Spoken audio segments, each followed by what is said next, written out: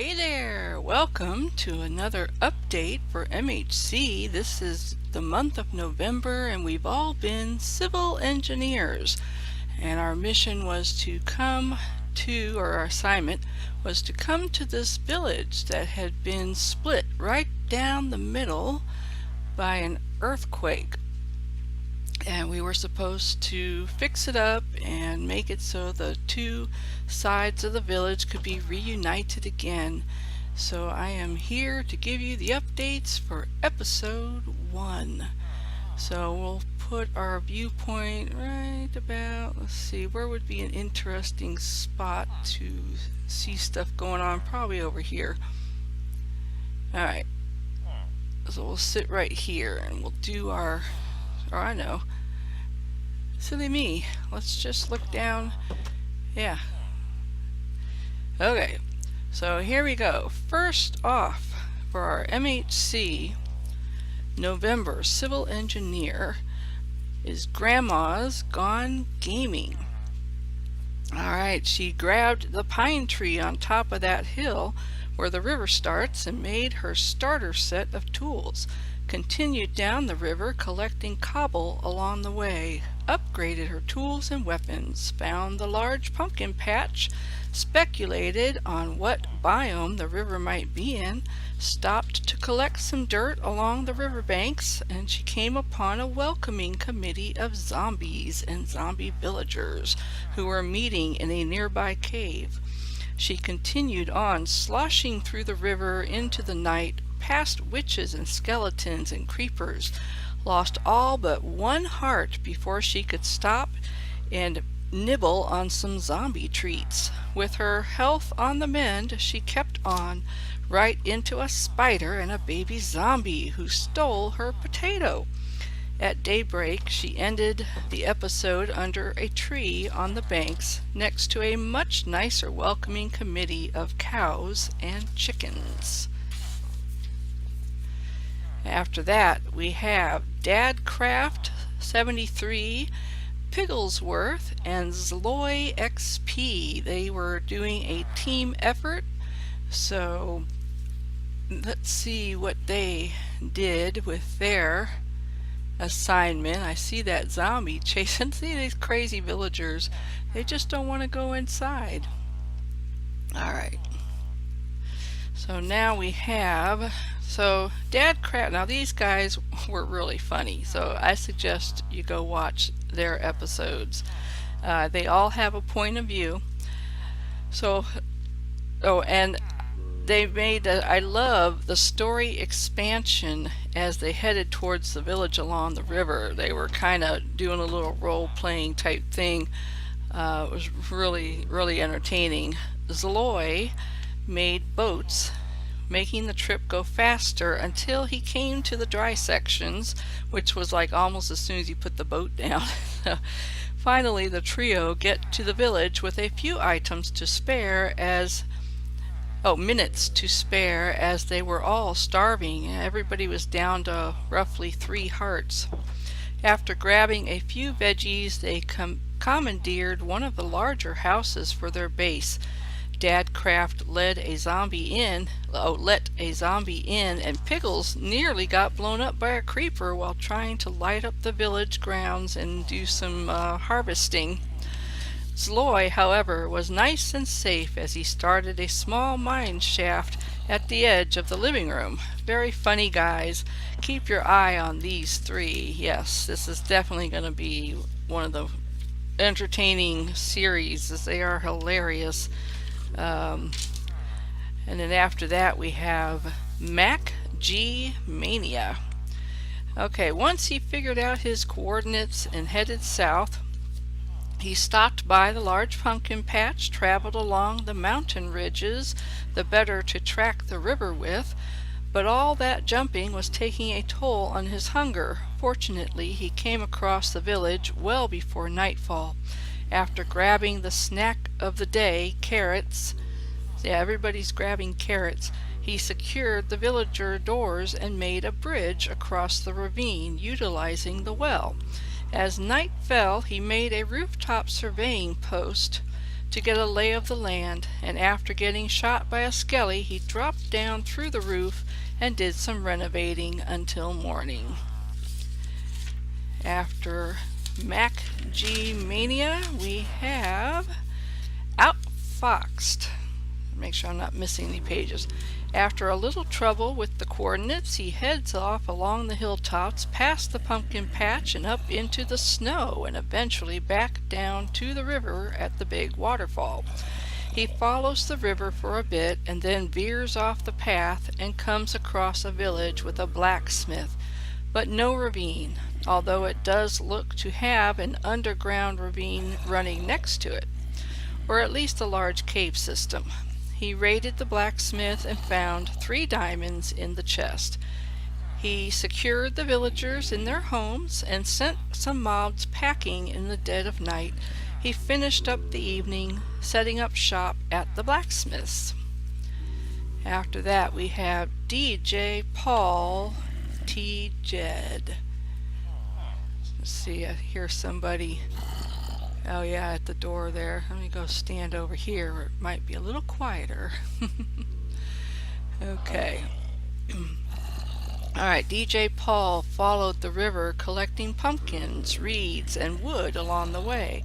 He made it to the village just after high noon, and good thing, 'cause he was down to 3 hunger sticks. He grabbed some, you guessed it, carrots, and got to work fixing up the town and setting up shop in one of the big houses. He collected lots of stone but found no coal, and in the morning he came nose to nose with about 3 zombies when he unlocked the door and they barged in. How rude. After that we have Lorelai.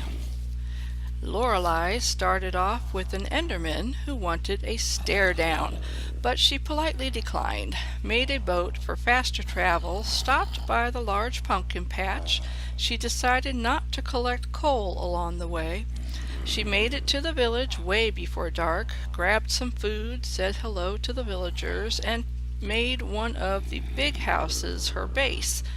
It didn't take long for the zombies to arrive, chasing the few remaining villagers around the house. She dug down under the house and found iron and coal and a scary cave system. She headed back up just before dawn to discover some villagers tempting fate by huddling up to a doorway with a zombie arm sticking through it. Yeah, she gets up top and the villagers, I forget, there's like 3 of them in the house, and they're all standing in this little corner by the door, where the blocks are in front of the door, and this zombie's got his, sticking his arm through the other side, fortunately. After that we have Honeysuckle. Collected coal while following the river. She stopped before dark to collect wood and dug in along the riverbank. She spent the night digging for resources and she found iron. So next episode she will finish following the riverbed and find the village. So after Honeysuckle we have Scooty Garbitas and Max Reiter, another team group. They headed south along the river, another funny team group by the way, along the river, singing and skipping through the water. They made it to the village around lunchtime and commenced a hilarious evening of punching pumpkin-headed zombies, corralling villagers into houses, and adding up boxes. Yay, boxes! Oh, hey, quit that, you. Alright, let's go over here. Wow. Why you have to shoot at me, man? Did he go away? Alright, I think he went away. He probably fell into the ravine. That's what they usually do. Okay, so Scotty and Matt. Okay, now we have Java Dad. Headed down along the river collecting wood, pumpkins, and reeds. Made a boat. Tried to get a chicken into the boat, but wasn't able to talk the chicken to get into the boat. Talked about stopping to gather stone and coal, but made it across the village quite quickly. Came across the village quite quickly. did some harvesting, then headed off away from town to dig down for resources during the night, discussing his plans for the village. And he has some very interesting plans for his village too. And after Java Dad, we have Tim Obert, Captain Hook. What are you doing out of the house? You crazy villagers, I'm telling you. I'll bet, oh look at that. I'll bet half the village is probably out running around. Yeah, see? There he is. Yeah, come on. Hey. Alright. So, Captain Hook. While following the river, he stopped and picked up the pumpkins and went to get, snow. I believe he is the first one to do this, to actually go up and get the high part of that hilltop by the big pumpkin patch, and he picked up a bunch of snowballs, along with coal and cobble. He finally came upon the village after nightfall and started lighting things up while tackling zombies and getting chased by a swift skelly. He finally made it into the big house and released the golems. Alas, the zombies outnumbered his golem. At one point in the evening, a villager made a risky move and shoved his way past a group of zombies peeking through the windows of the door into the house, and amazingly, not one of those zombies followed him into the house, because I don't even know how he did this, because he runs past the window. You can see him run past the window, and then all of a sudden he opens the door and runs inside, and the zombies are all still huddled up by the door with their arms sticking through. Yeah, you should have seen the look on Tim's face. It was priceless. He was like, how did you do that? Let's see, through the windows. Okay, not only did he make it in unscathed, but not one of the zombies pushed their way into the house after him. He had quite the surprise in the morning. Yes, very good. Almost a cliffhanger, but yes, hilarious little bit there once morning came. Okay, so after Captain Hook, I just lost my spot. Oh, there we go. Is Bad Senator. Yeah, see, I think he got one. There's a zombie villager saying, yep, there we go.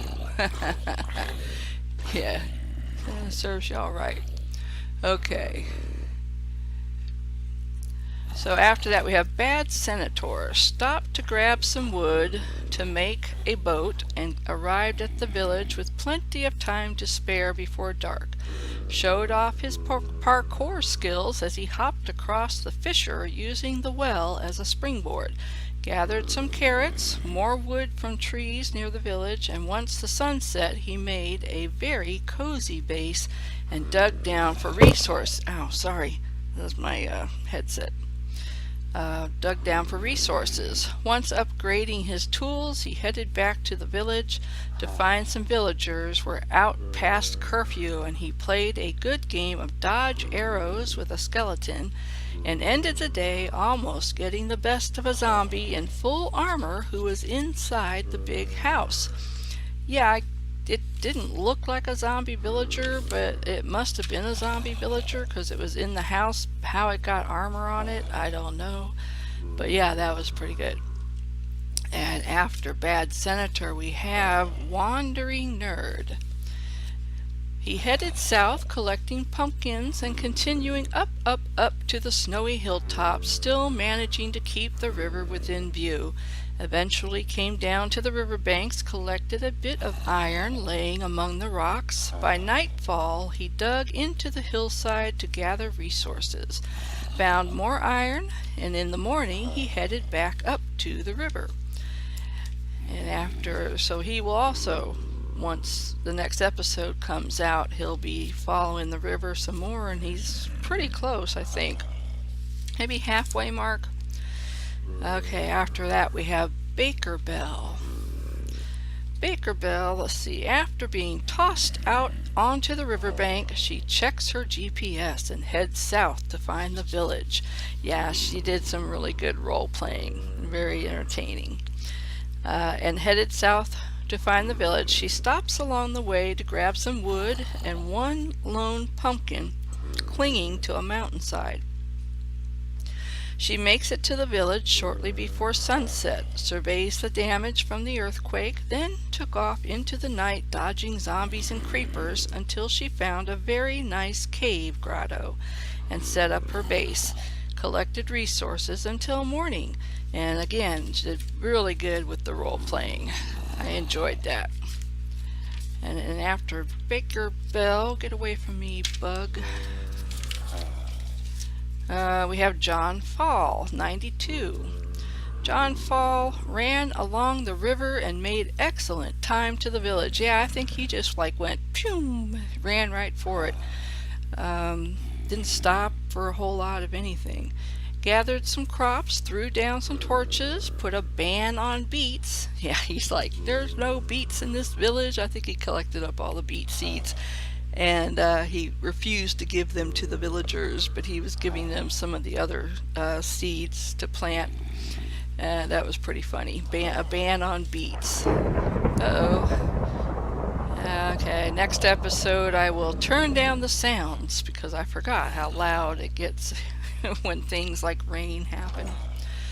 Let's see, so he put a ban on the beets, and then where am I? Threw down torches. Okay, ban on beets. Cleared some tall grass out of the way until nightfall. Headed out into the plains and dug down to collect resources until morning. Already has his regulation hard hat and steel toe boots. Yeah, he found, of course, he always finds ore. He found quite a bit of iron. That guy's going to end up falling into the ravine over there, running around that housetop. Oh, there he goes. Oh, what? No, don't follow him. It's not worth it. Come back. Come back. Oh, well, okay. We'll see if he has enough sense to stay right there. Okay, after that we have Granny's Got Game and Catherine. So this year, or this month, Catherine has joined me to do the MHC.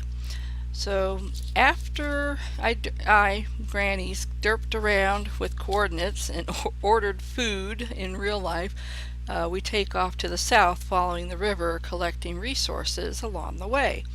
Catherine gets distracted by some pumpkins. I wonder where she gets that from. Catherine found a village up in the hilltops. It was not the village we were looking for. I was still running around by the riverbanks. Let's see. By this time the sun is setting, and Catherine discovers why it is not a good idea to run through the countryside at night with a pumpkin on her head. I did picture in a picture so y'all can see her point of view while she's running around with this pumpkin head on through all the mobs, trying not to get killed and try to find her way around. I just heard lightning. Did I hear lightning? Did you guys hear lightning? I thought I heard a lightning strike. Look at those guys. No, I guess not. I thought maybe we'd see some horsemen. Or a supercharged creeper, possibly. I, being a seasoned MHCer, wisely holed up collecting a vein of coal. In the morning, Catherine made chicken and then it left. Yeah, that was pretty funny. We were discussing what she could eat because she hasn't played in a long time, so she's not really up to what you can eat and what you can't eat and stuff like that. So she was asking me if she could just eat the egg, and I'm like, no, you can't eat the egg. And she's like, I said, you can't throw it because it'll make a chicken and then you'll want to eat the chicken. She goes, well, I made chicken and he left. It was very funny. So, and that was it for us. And then it was the next day. After us, there is Dark Age Man, who managed to get his video in just under the wire. So So, Dark Age Man gathered some wood before heading south in his boat, stopped to grab sugarcane and pumpkins. He finds the village just as night falls. He dodges zombies and was doing great parkour until he tripped on the top of the well. Oh, he was doing great until he tripped on the top of the well while doing parkour and fell into the ravine. Luckily, he fell on a ledge and was able to climb out. He secured the villagers, lit up houses, did some farming, and discussed plans for the renovating of the village.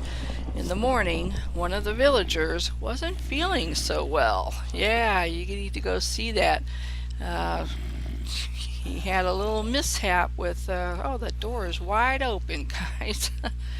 So, that is the end of episode 1 for everyone. I think we have, I think we have another, I know C. Scott Plays is working on getting his video rendered and up, but he didn't have it done, and it's already pretty late Sunday night, so I decided to go ahead and put the episode up for tomorrow.